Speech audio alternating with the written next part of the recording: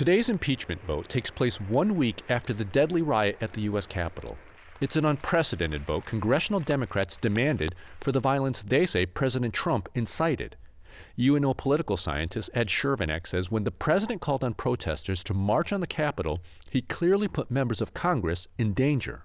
There's no ambiguity. He basically sent them down there and put those individuals in harm's way. In response to that, Chervenak says the move to impeach the president is similar to the Democrats drawing a clear red line.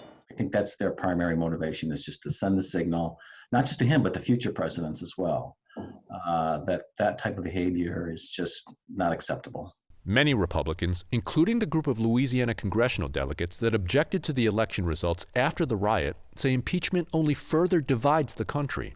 Here's Republican Louisiana Congressman Steve Scalise. Emotions are still high, but in this moment, we need to be focused on toning down the rhetoric and helping heal this nation.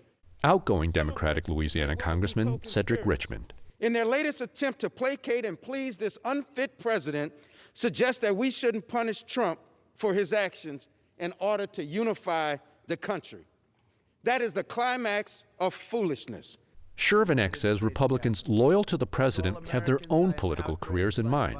Their concern is not necessarily losing the next election to a Democrat, but being challenged in the primary election, which would then not allow them to move on to the general elections. There's little doubt individual calculations are being made on both sides, but it's fair to ask if those maneuvers help the nation as a whole. Tan Trung, Eyewitness News. Unlike the previous impeachment of President Trump, more Republicans are voicing support for this latest effort. Addressing reporters yesterday, President Trump said he doesn't take any personal responsibility for the violence at the Capitol.